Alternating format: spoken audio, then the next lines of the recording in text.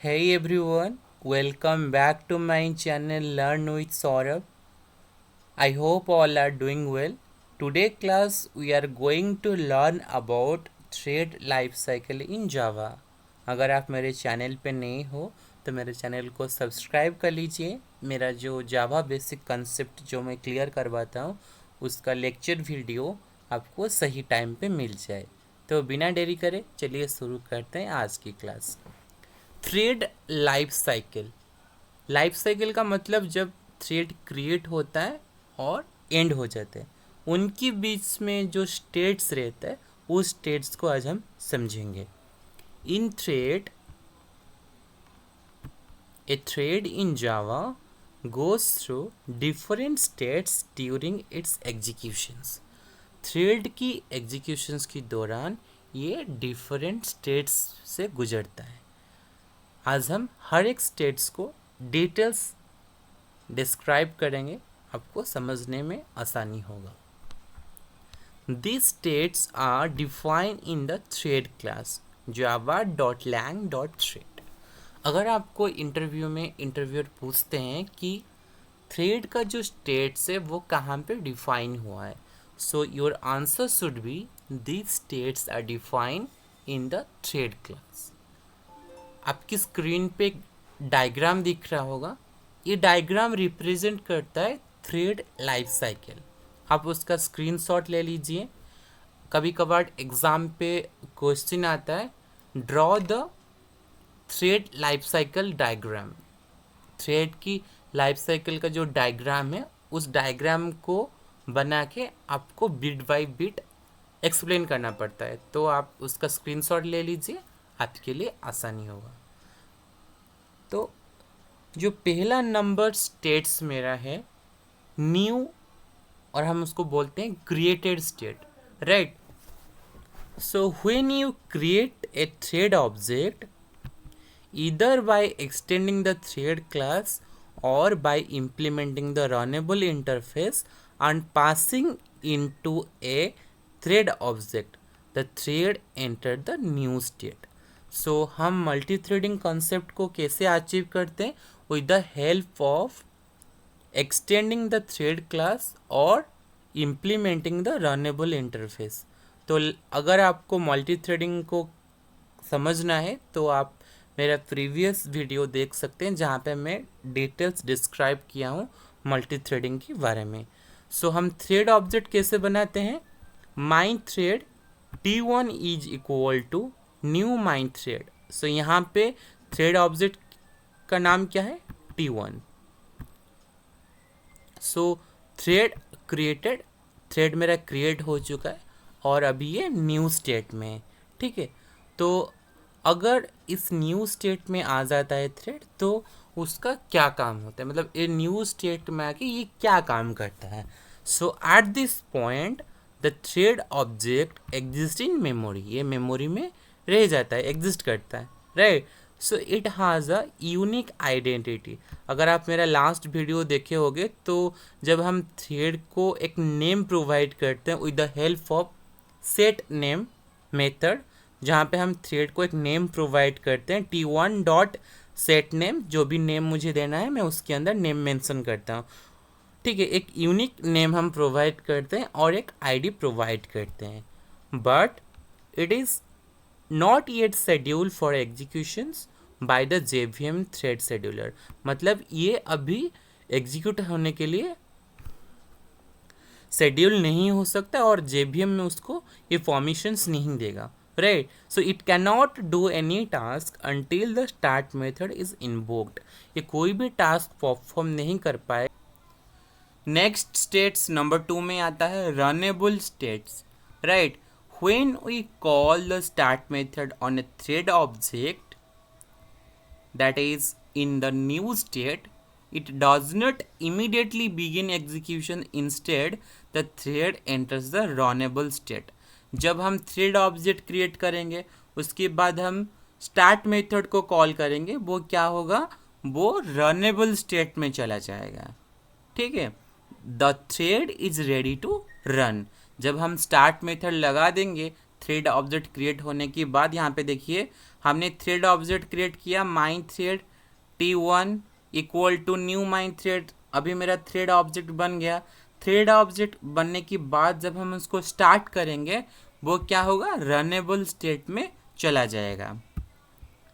It is placed in a queue and is waiting for the CPU scheduler to allocate CPU time। CPU time मिलने तक ये क्या करेगा, wait करेगा।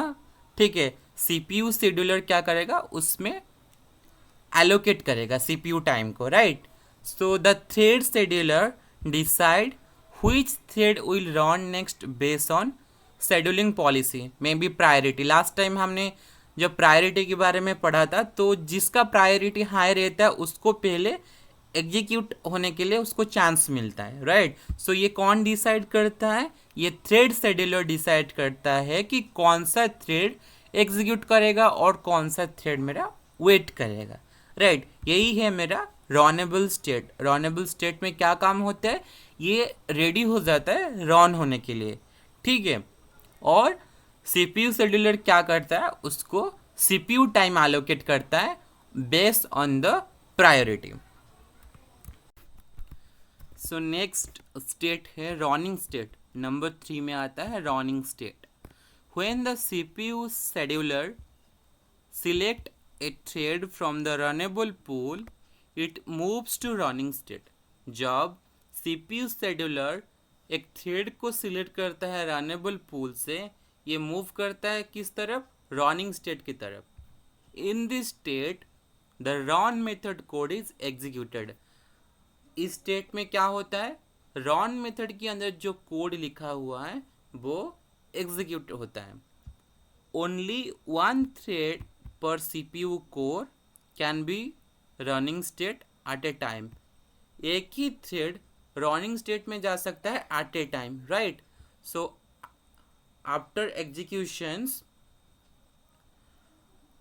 जो थ्रेड है वो टर्मिनेट हो सकता है, वेटिंग में जा सकता है और बैक टू रनेबल को भी जा सकता है। नेक्स्ट स्टेट से वेटिंग, टाइम्ड वेटिंग और ब्लॉक्ड, ये तीनों के बारे में डिटेल्स समझते हैं कि ये तीनों कैसे काम करते हैं अपनी स्टेट में। सो वेटिंग स्टेट पहले देखते हैं कि वेटिंग स्टेट्स में कैसे काम होता है। Thread waits indefinitely until another thread signals। जब तक एक थ्रेड सिग्नल्स नहीं देता है वो वेट करता है अनिश्चित काल तक, right. Use for thread communications, example wait. So हमने ये देखा कि वेटिंग स्टेट में जब तक अनदर थ्रेड से कोई सिग्नल नहीं आ जाता है, ये जो थ्रेड है वो अनिश्चित काल इनडेफिनेटली टाइम तक ये वेट करेगा, राइट। नेक्स्ट जो है timed waiting state. Timed waiting state में क्या होता है, thread waits for a fix period of time. इसकी वजह से उसका नाम हुआ है टाइम्ड वेटिंग स्टेट। मतलब मैं उसमें कोई टाइम फिक्स करूँगा तब तक ये वेट करेगा।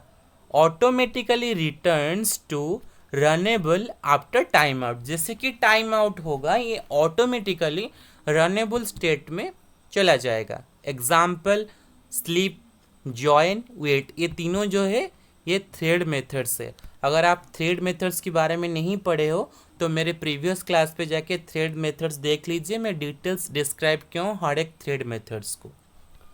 Block state. ब्लॉक स्टेट में क्या होता है, thread tries to access a resource. Thread जो है एक रिसोर्स को एक्सेस करने की कोशिश करता है, right, already held by another thread. Another thread के पास जो रिसोर्स है और लॉक है उसको एक्सेस करने की कोशिश करता है। It stage block until the lock is release. ये ब्लॉक में रहता है तब तक जब तक वो लॉक रिलीज नहीं हो जाता है। एग्जाम्पल सिंक्रोनाइज ब्लॉक और मेथड। ये जो टॉपिक है हम अपकमिंग क्लास में उसको डिटेल्स एलाबोरेट करेंगे साथ कोडिंग एग्जाम्पल के साथ। आज के लिए आप इतना देखिए कि वेटिंग स्टेट में क्या काम होता है और टाइम वेटिंग स्टेट पे क्या काम होता है और ब्लॉक स्टेट में क्या काम होता है।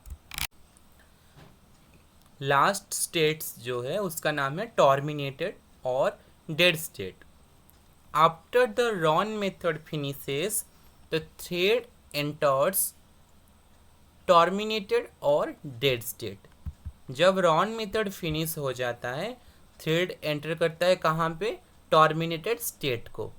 वहाँ पे मेरा थ्रेड का जो एग्जीक्यूशन है वो कंप्लीट हो चुका होता है. A terminated thread can not be restarted. एक थ्रेड अगर वो टर्मिनेट हो चुका है, वो उसको दोबारा हम रिस्टार्ट नहीं कर सकते. अगर हम उसको रिस्टार्ट करने की कोशिश करते हैं, if you call start again, वो एक एक्सेप्शन थ्रोज करेगा. उस एक्सेप्शन का नाम है इलीगल थ्रेड स्टेट एक्सेप्शंस. तो आज की क्लास पे हमने देखा कि थ्रेड का जो लाइफ साइकिल, थ्रेड का जर्नी कौन सी स्टेट से लेके कौन सी स्टेट पे ख़त्म होता है. हमने कम्प्लीटली जर्नी देखा एक थ्रेड का.